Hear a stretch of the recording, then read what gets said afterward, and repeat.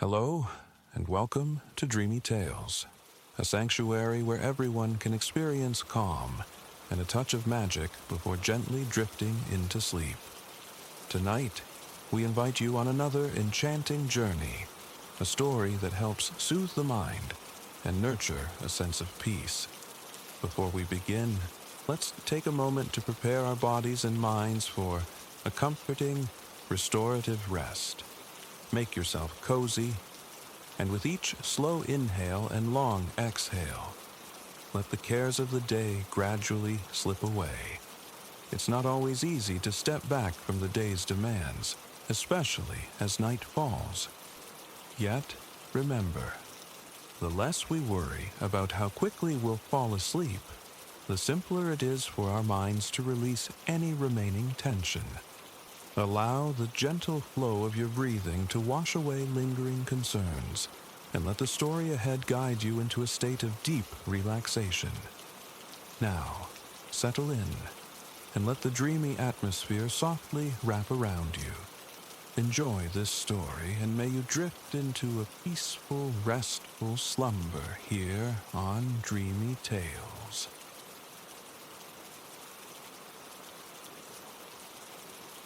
Years beyond counting lay slumbering since the founding of Ethelberg, that jewel of a city nestled beside the broad, unhurried currents of the river Seraphine.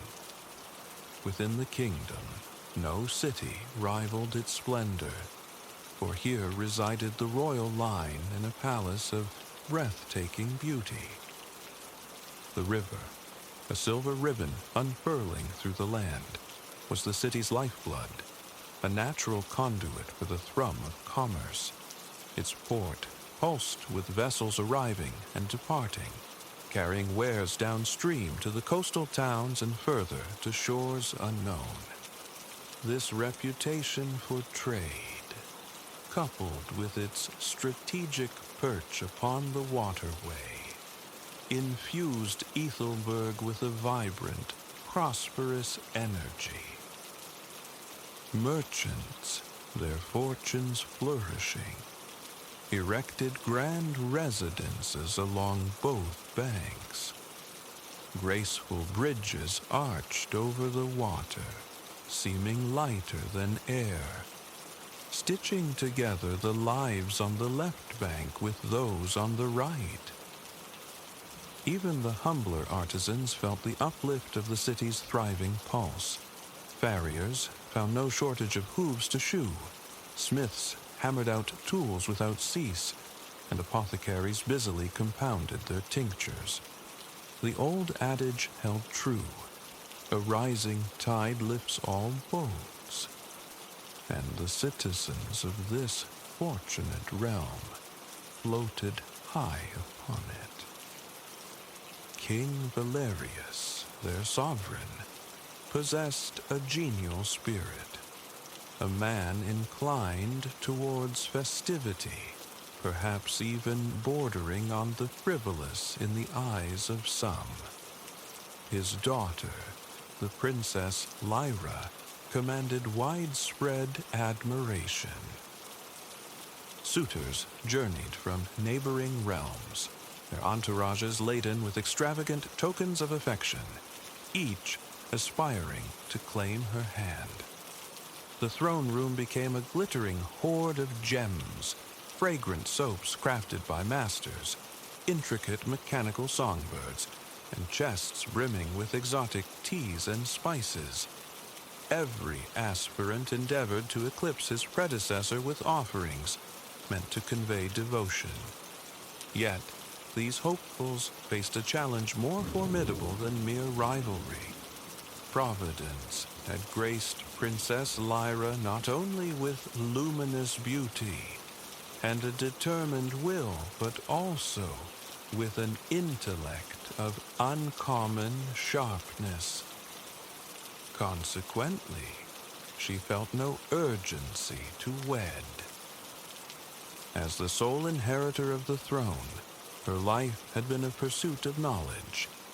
Ancient texts yielded their secrets to her, languages unfolded their patterns, history revealed its lessons, and music offered its solace. The princess held elevated expectations for any man who would seek her partnership, and suitor after suitor found themselves adrift in the currents of her conversation. One by one, they faced polite refusal. King Valerius, for his part, harbored no impatience for her nuptials. He was frequently preoccupied, immersing himself in the pleasures of life and the diversions of the court, rarely inclined to press the matter. The king owned a magnificent white charger, Snowdrift, and among his cherished diversions were long, exhilarating rides. One afternoon, whilst indulging in a spirited canter through the sun-dappled woods, his loyal mount shied violently at the sudden darting of a cunning fox. Snowdrift reared, unseating the king. Though largely unharmed, his foot became ensnared in the stirrup during the fall. Days of rest followed. Court healers applied countless poultices, yet his foot never truly regained its former ease. Walking, alas, was now a discomfort. A shadow fell over him at the thought that life's simple joys might be curtailed. Sometime thereafter, a suitor arrived before the princess, bearing a gift of true wonder, a pair of slippers wrought from silk, as soft as a newborn skin, dyed the most ethereal shade of rose. These slippers, the suitor proclaimed, possessed the magic to allow ceaseless dancing, day and night, without the slightest ache visiting the wearer's feet. Lyra greeted this assertion with skepticism. Yet, embracing a spirit of empirical inquiry, she donned the slippers for a sumptuous ball hosted by a city magnate the following evening. To her astonishment, the promise held true. She danced without pause at the glittering affair, through the night and into the next day, until sheer exhaustion compelled her to stop. Miraculously, her feet felt as rested after the final measure as they had before the first. Intrigued by their provenance, she questioned the suitor. He confessed to acquiring them at considerable expense from a renowned itinerant cordwainer, Master Corvus, who had briefly passed through his own kingdom. An idea sparked within Lyra. Could such artistry be adapted for her father? If the same therapeutic enchantment might soothe the king's afflicted foot, perhaps, she mused, he could walk with joy once more. She dispatched one of the king's swiftest, most trusted servants with instructions to locate the elusive shoemaker, promising the craftsman princely compensation for a miraculous remedy. Weeks stretched into an anxious langueur. Lyra's father remained confined, his spirits low. When the king languished, a pall fell over Ethelberg. Festivities ceased. Without their monarch orchestrating the customary celebrations, the entire populace found existence decidedly less vibrant. At long last, one day brought the return of the servant, Master Corvus, in tow. A flutter of anticipation swept through the court. Rumor whispered that their guest carried with him a shoe, purported to banish the king's discomfort entirely, to be presented in the throne room on the morrow. Naturally, the shoemaker was installed in the palace's finest guest suite. He took possession of his chamber with an air of consequence, directing footmen to place a particularly ornate, richly carved wooden coffer at the foot of his bed.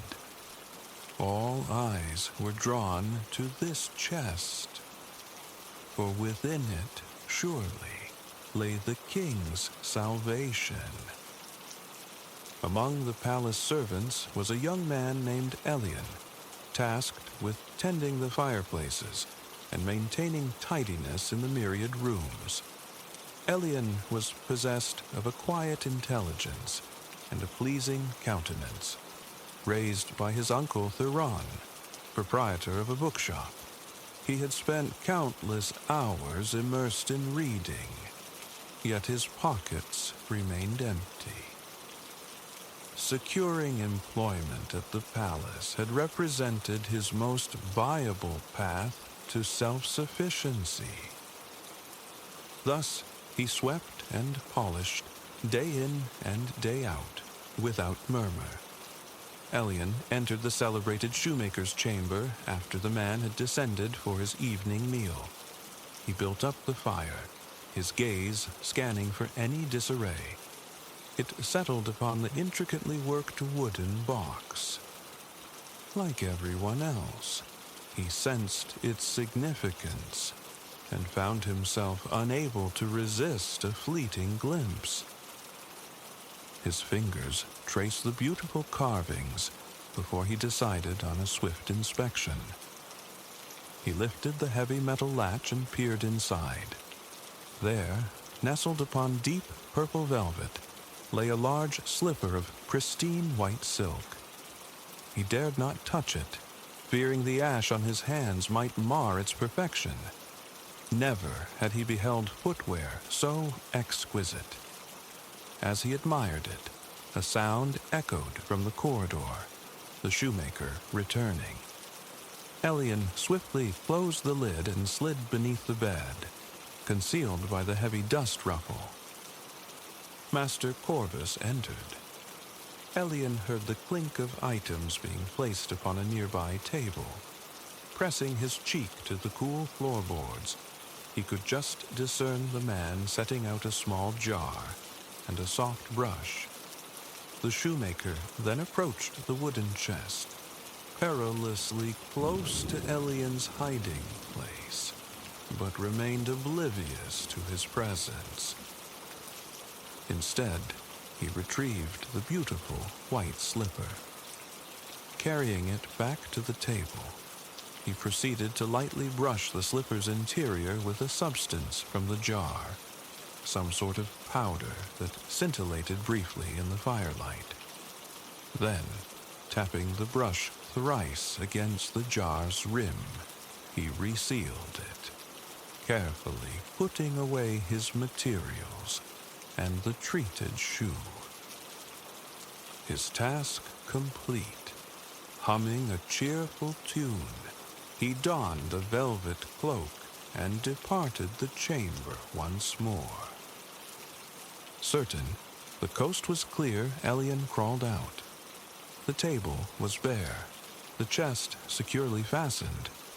Unwilling to risk discovery, he quit the room and resumed his duties.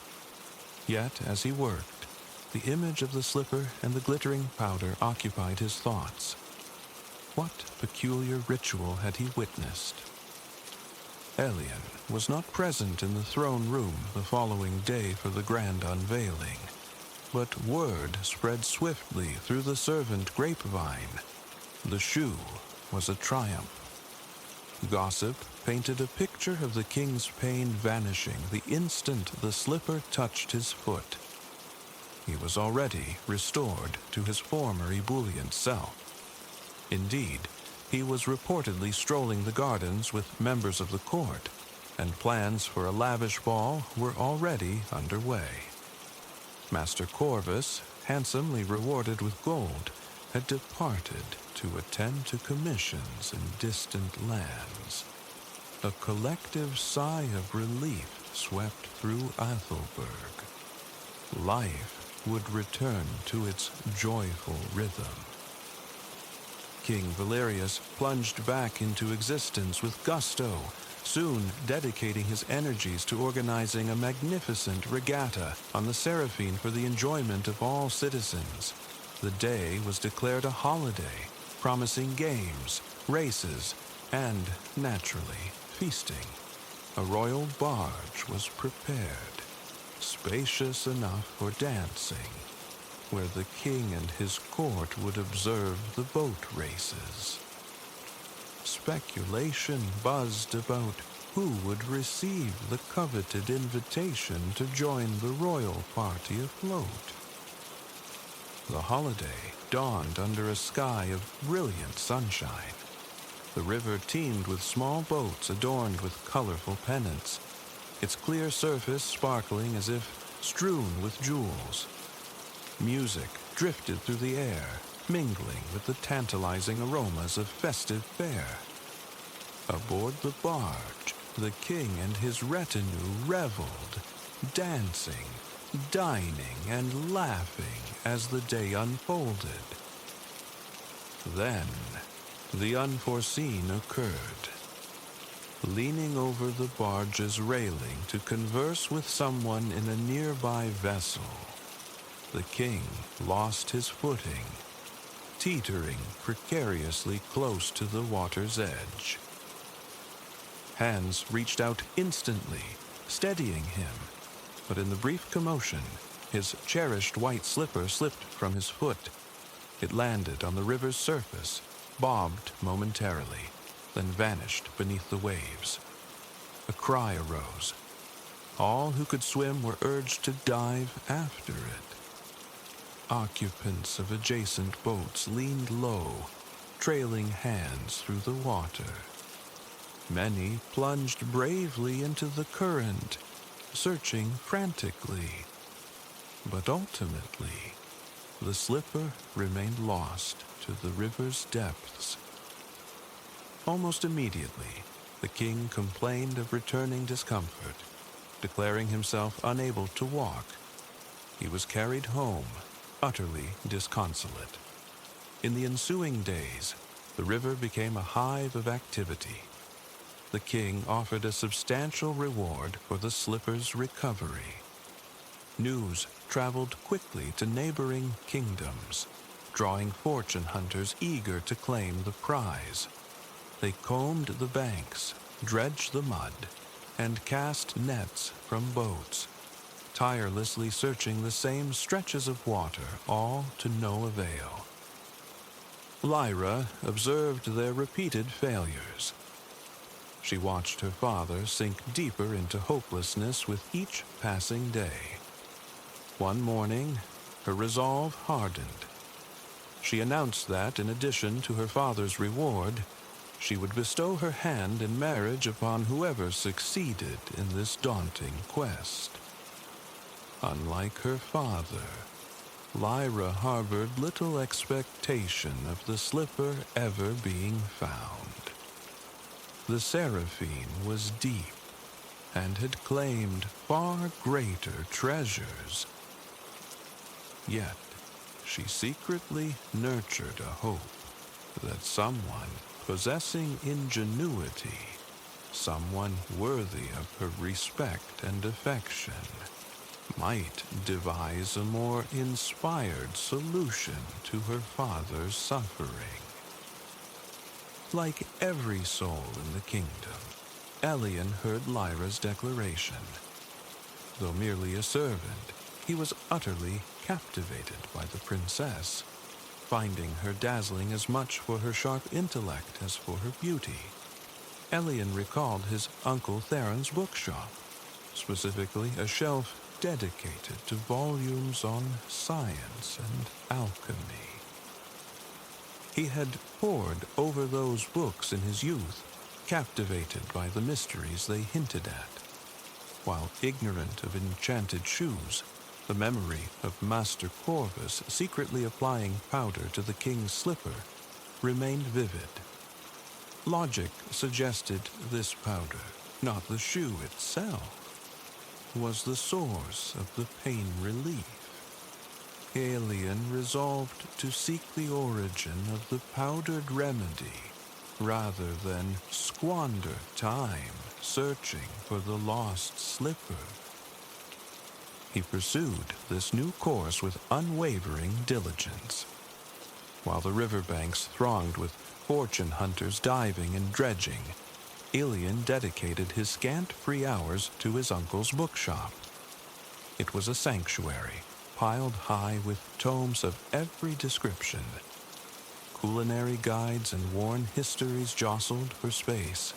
Classical texts in diverse tongues lay beside stacks of novels and storybooks, interspersed with volumes of poetry. Here and there, a cozy, threadbare armchair beckoned from a quiet corner, inviting hours of immersive reading. Elian explored every nook and cranny of his uncle's establishment. When time forbade lingering, he borrowed books on alchemy and herbalism, carrying them back to the palace to study whenever a moment allowed. One day, buried within a dusty treatise on plant lore, he found his answer. It spoke of a particular plant native to a specific locale on the plains of a nearby kingdom. Its pollen, renowned for alleviating pain, required harvesting by moonlight and resisted dilution or dissolution. It had to be applied in its pure, powdery state. Consulting the maps Elian could procure, he estimated the journey to this place would take roughly a week on horseback. The problem remained. He owned no horse, nor did his uncle. Any acquaintance fortunate enough to possess one could scarcely spare it for weeks on end. Elian understood that reaching this miraculous plant represented his sole chance to resolve the king's plight and, perhaps, just perhaps, win Lyra's hand. Risking everything, he determined to address the king directly at the next public audience. Later that week, he joined the queue of citizens waiting outside the royal chambers to present their petitions. These audiences were notoriously lengthy, taxing affairs, and the king's patience often frayed as the day wore on. Unfortunately for Elian, he found himself near the end of the line. After many hours, with only a few supplicants remaining, Elian stood before the king. Valerius gestured impatiently, indicating Elian should state his business quickly. "Your Highness," Elian began, his voice steady despite his pounding heart. "I believe I may have discovered a means to cure your ailment, but I shall require the loan of a horse." A collective gasp arose from the assembled courtiers at this audacious display. The notion of a mere servant boy soliciting a horse from the king, let alone proposing a cure, struck them as preposterous. Sensing his window closing, Elian pressed on. "There is a flower," he explained, "that grows in a particular place. I know its location, but reaching it on foot would consume a month. If your Highness could but lend me a horse, I could return within 2 weeks and relieve your suffering." Murmurs and stifled laughter rippled through the nobles. The king shifted upon his throne, and Elian braced for dismissal. But the young man was met with surprise. To the astonishment of everyone present, the king declared, "Give this boy a horse and dispatch him. If he can achieve what all of you have failed to, the gamble is worthwhile." Then, with a theatrical flourish, he waved Elian away and dismissed the remaining petitioners. Princess Lyra, seated nearby throughout this extraordinary exchange, felt a surge of intrigue. This young man's sensible deviation from the fruitless search commanded her immediate respect. She admired cleverness, and his courage in presenting such a bold petition before the king was undeniable.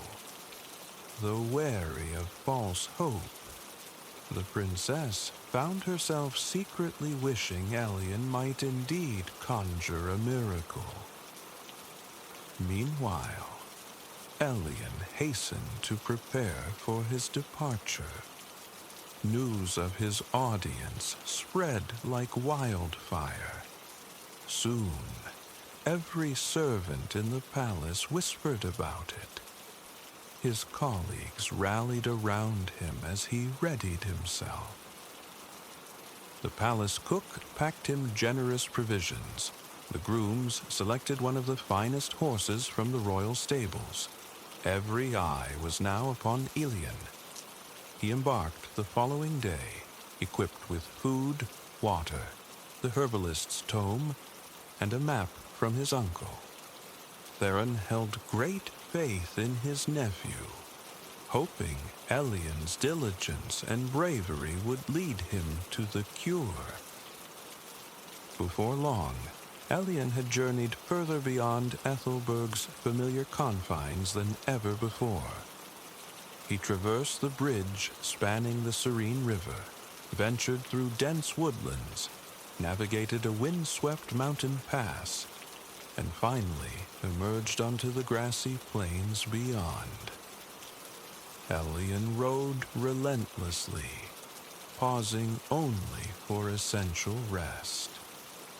When at last vast expanses of undulating wildflowers stretched before him, he knew he had arrived. Retrieving the precious herbalist book from his saddlebag, he allowed his horse to graze, while he began methodically circling the area, comparing the flora to the illustration clutched in his hand. The search consumed the better part of the day. As the sun dipped towards the horizon, painting the sky in fiery hues, he stumbled upon a large cluster of white blossoms, perfectly matching the book's description. His treasure was found. Taking sustenance from his pack, he settled in the grass, contentedly eating his supper as twilight deepened, awaiting nightfall. According to the text, darkness would coax the flowers open, revealing their precious bounty. He drifted into slumber beneath the fading embers of sunset. The hooting of an owl roused him some time later.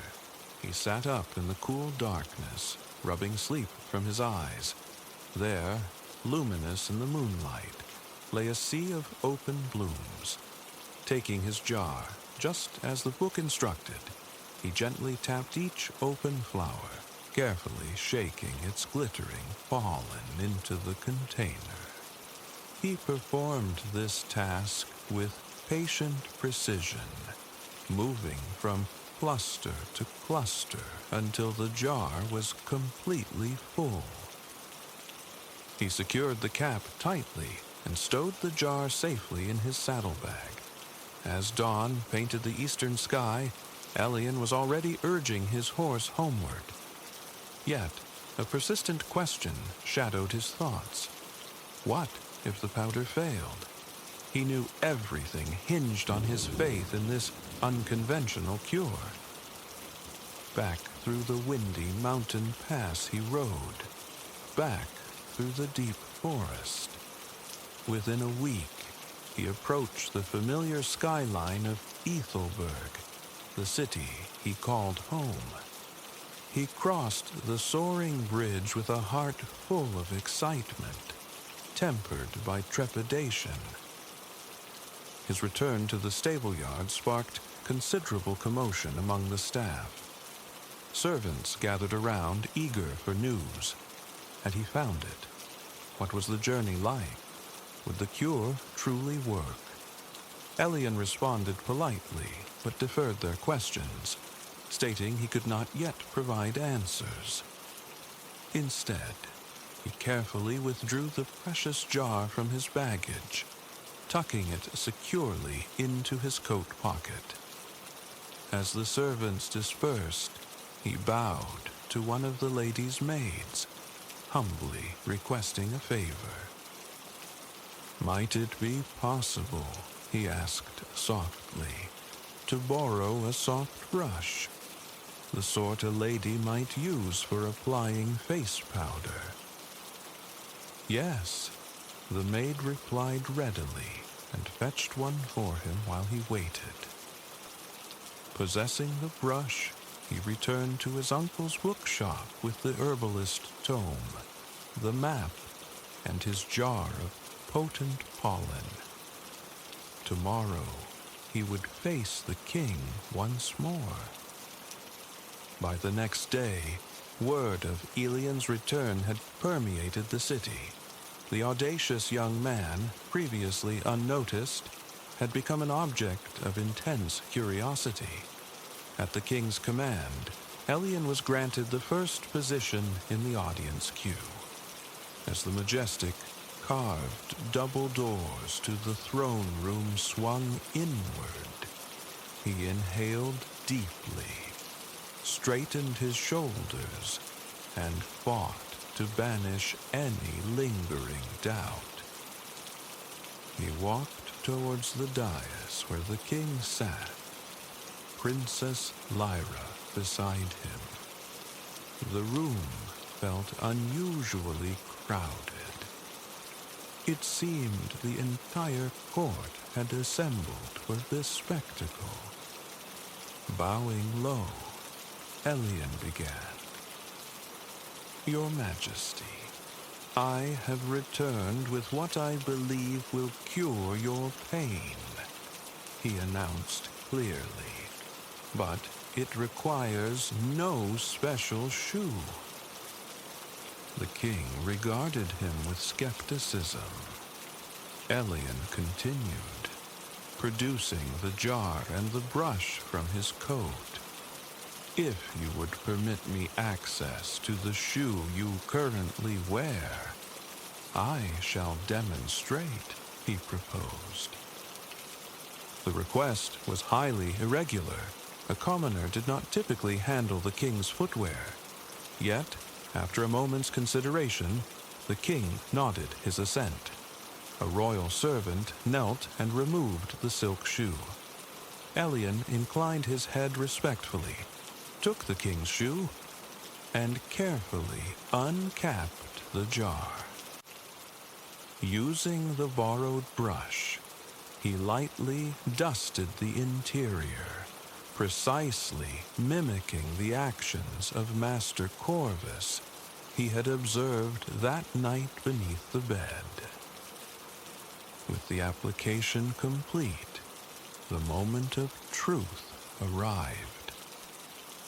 Elian returned the shoe to the servant, who gently eased it back onto the king's foot.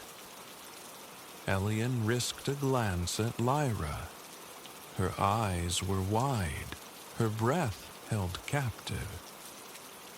The king stood. He flexed his ankle. He took a tentative step, then another, firmer one. He hopped lightly. A radiant smile broke across his face, chasing away the shadows of pain. He began to dance, waving his hands exuberantly above his head. The chamber erupted in a cacophony of excited chatter from 100 nobles, witnessing the most astonishing event in recent memory. But for Elian, only Lyra's reaction mattered.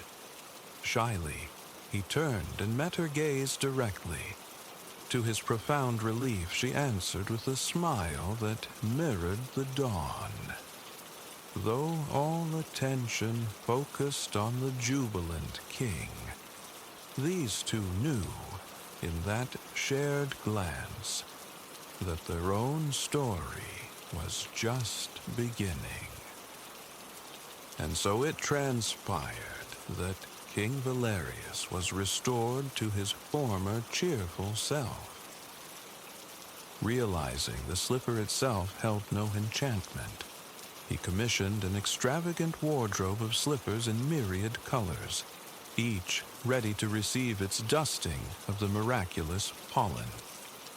Numerous parties and festivals filled the calendar that year, yet none surpassed the splendor of the wedding uniting Lyra and Elian. The pair became inseparable.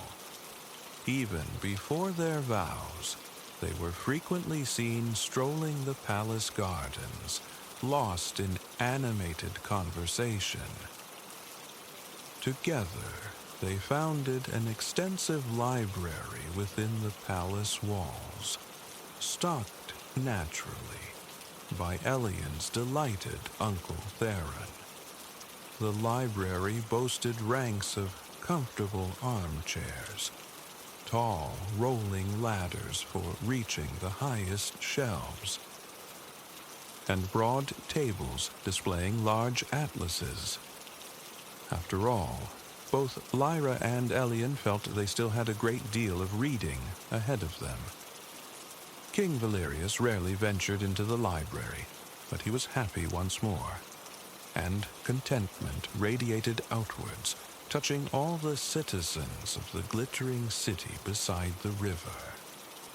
With Lyra and Elian destined to inherit the crown, the people knew their lives would continue to be blessed by merriment, prosperity, and the steady hand of good sense.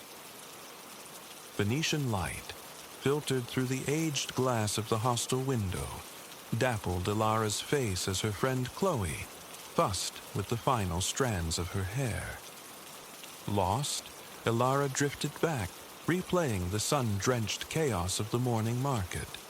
A misstep over unseen cobblestones, a sudden lurch, and then strong arms steadying her.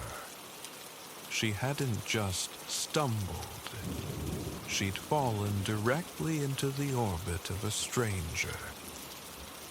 He possessed hair like polished obsidian and eyes that held the startling green fire of submerged emeralds. Matteo, he'd introduced himself, his voice cutting through the market clamor, instantly silencing the world around them. It felt cinematic, unreal. Ilara had braced for a polite dismissal, the resumption of normalcy, but Matteo lingered, his gaze direct, asking her out then and there. A thrill shot through her, sharp and unexpected. To her own astonishment, she hadn't just accepted. She'd impulsively suggested that very evening. A slow grin spread across Matteo's face before he requested her number. Just like that, a date materialized in the heart of the world's most whispered-about city.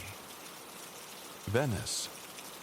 The name itself had been a siren song throughout Ilara's life, a fairy tale destination promising la bella vita.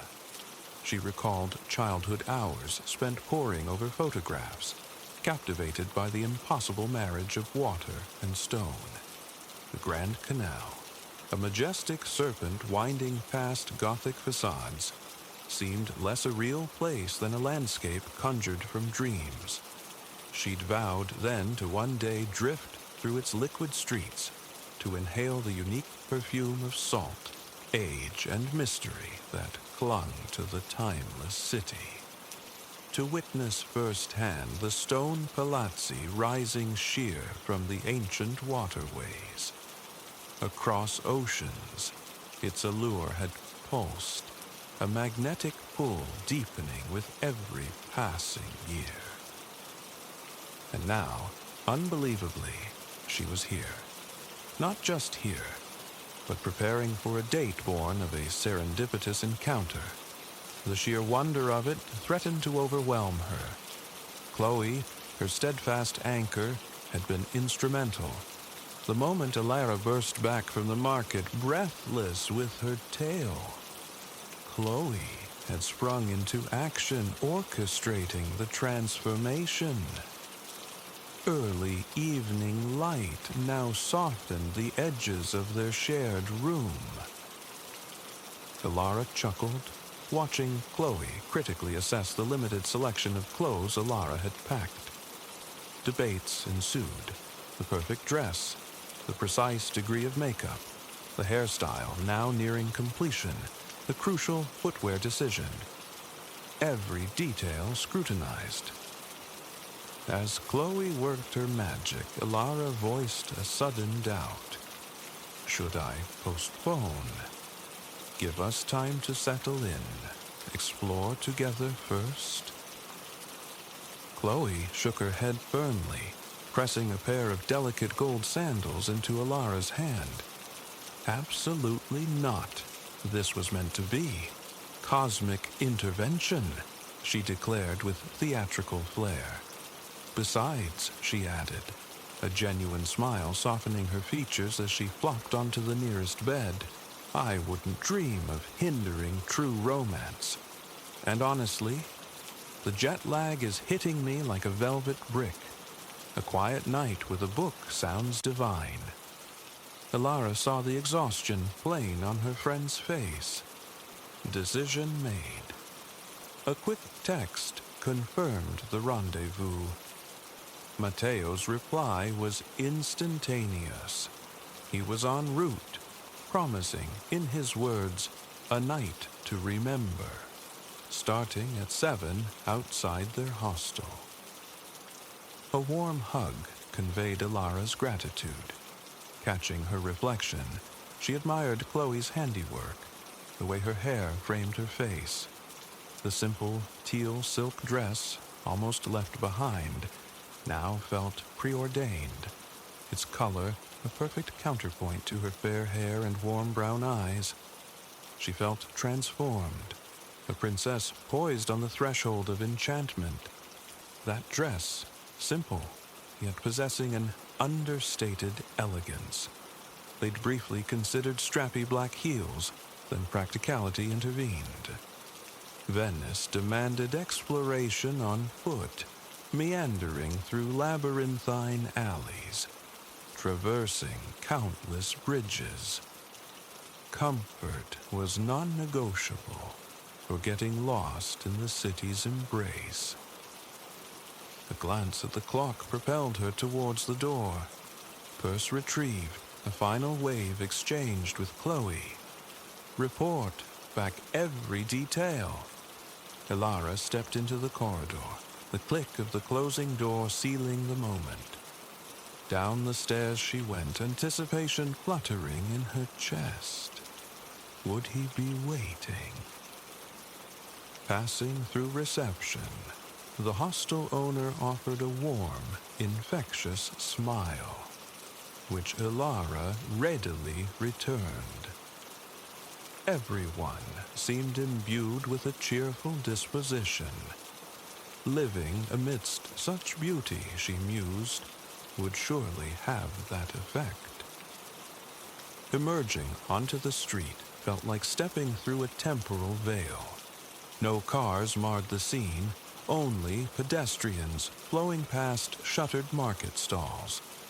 Their hostel bordered the historic Rialto Market, nestled on the Grand Canal's western bank, usually one of the city's most vibrant arteries. For centuries, this space had pulsed with life. Fishmongers hawking their catch, vendors arranging pyramids of fruit and vegetables, locals engaging in the daily ritual of commerce. Now, in the evening hush, the stalls stood silent, the crowds thinned. It took only a moment for Alara's eyes to find him. He stood distinct against the mellowing light, holding a vibrant bouquet of red and pink roses. Mateo, looking undeniably dapper, sending a fresh wave of excited anticipation through her. Their greetings tumbled out simultaneously, a charming collision of nerves. Ilara laughed, burying her face in the intoxicating fragrance of the roses, thanking him profusely. The choice was simple, Matteo murmured, his gaze appreciative, for a name as beautiful as its bearer. He offered his arm, a gentlemanly gesture, and they began to walk. As they strolled, Matteo's voice, a lilting melody in itself, began to paint a picture of his city. Ilara felt she could listen forever. Venice, he began, rests within a crescent lagoon, a constellation of over 100 islands, stitched together by some 400 bridges.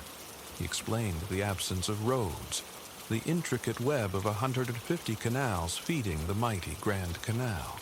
It carves an S through the city's heart, he described, a ribbon of deep blue against the terracotta roofs. Perhaps the only city where water reigns supreme as the primary mode of transport. The true magic, Matteo continued, lies along the canals, especially the Grand Canal, lined with palaces from the Gothic and Renaissance eras.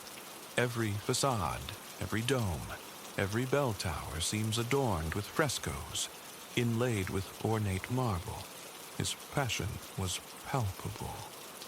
With its waterways and breathtaking architecture, Venice stands alone. And tonight, he declared with a subtle flourish, we delve deeper into its soul. Ilara smiled. You're quite the guide, she remarked, his evident love for Venice amplifying her own eagerness. Arm in arm, they ambled onward. Venice, Matteo affirmed, was undeniably a city for walking, yet also profoundly romantic, especially when experienced from the embrace of a gondola. He spoke of the elegant boat, a globally recognized symbol of Venice, with its sleek, black silhouette. Ilara nodded, picturing the countless images she'd studied. Nothing compares, Matteo insisted, to gliding through the canals at twilight, serenaded by a gondolier. When Ilara tentatively asked about a post-dinner ride, Matteo winked. Already part of the plan. A visit isn't complete without it. They navigated narrow back streets, the air thick with the tantalizing aromas of Italian cuisine, as the sun began its spectacular descent, painting the sky in strokes of deep fuchsia. Matteo pointed out churches faced with priceless marble, elegant merchant houses stacked 3 or 4 stories high, testaments to the maritime commerce that built Venice's fortune. Ilara absorbed it all, marveling at the density, the verticality, the sheer history embedded in even the humblest structures. She felt delightfully lost, adrift in a sea of stunning sights and historical weight. She knew their hostel was near the Rialto market, but beyond that, her bearings dissolved. Then, looming ahead, an immense structure soared skyward, traced with 3 walkways and shimmering lights. A bridge, but clearly no ordinary bridge. Ilara looked at Matteo, whose smile confirmed her realization. The incredible Ponte di Rialto, he announced, one of the most famous bridges in the world. Ilara simply stared, momentarily robbed of breath by its magnificence. Matteo recounted its history, the original wooden structure replaced by this 16th century stone marvel, designed by Antonio da Ponte, Anthony of the Bridge, fittingly. Even luminaries like Michelangelo had vied for the commission, but the local architect had prevailed. Mesmerized, they ascended the steps towards the bridge's apex, walking to the balustrade. Elara stopped, her hands gripping the cool stone railing, gazing out over the broad expanse of the Grand Canal. This was the view, the iconic panorama gracing countless postcards. She'd suspected it would be breathtaking. The reality surpassed all expectation. The waterway pulsed with activity, flanked by brightly colored palazzi crowned with red tiles. Gondolas navigated the blue-green water, pointed out by Matteo, alongside barges and the largest vessel, the Vaporetto, Venice's water bus. Little steamer, he translated the name, a relic of older steam-powered boats. In a city of canals, such transport felt utterly logical. They watched a Vaporetto pause near the bank. A couple, aided by a fellow passenger's hand, climbed aboard the gently rocking boat before it merged back into the canal's fluid traffic. The Grand Canal was undeniably the city's vibrant core. Looking down, they even saw gondoliers serenading their passengers as they passed beneath the colossal arch. Elara leaned her arms on the rail, absorbing the scene. Matteo joined her, and they stood in comfortable silence, watching the ceaseless ballet of boats. La Serenissima, the most serene, Venice wore its nickname well, Elara thought. Laughter drifted on the air. Fellow onlookers shared her palpable joy. The sunset intensified the beauty, pale velvet streaks bleeding across the heavens. Elara slipped out her phone, capturing the vista, then turned to snap a picture of Matteo. He, in turn, politely asked a nearby stranger to photograph them together, ensuring the glorious canal formed their backdrop. The kind man obliged, chuckling at their slightly self-conscious smiles, remarking they made a handsome couple before handing back the phone and moving on. Matteo winked at Elara, taking one last shot of her against the fading light, declaring it the best yet. Phone tucked away, they watched the final embers of daylight extinguish. It was, Elara felt with certainty, the most beautiful scene she had ever witnessed. Romance permeated the very air. As lights began to twinkle in the windows lining the canal, the scene grew even more enchanting. Spectral mists began to rise from the water's inky surface, swirling around the bases of the grand buildings. I could stand here forever, Elara murmured. I don't think anything else could possibly top this view. Matteo nodded in understanding. The Grand Canal, he agreed, is the true heart of Venice. Finally, they turned from the railing, arm in arm once more descending the steps back to street level. The night sky, now clear, glittered with stars. Matteo led her to a quaint restaurant, tucked onto a corner overlooking the water. He'd secured a table in the back, the one, he assured her, with the finest view. They settled in as a waiter approached with a cheerful "Buonasera" and menus. As he retreated, Matteo leaned in conspiratorially. "This place is authentic," he whispered, "not one of the tourist traps." Elara laughed. "Good thing I'm dining with a local then." Perusing the options, Elara asked for his recommendations. Matteo scanned the pages thoughtfully.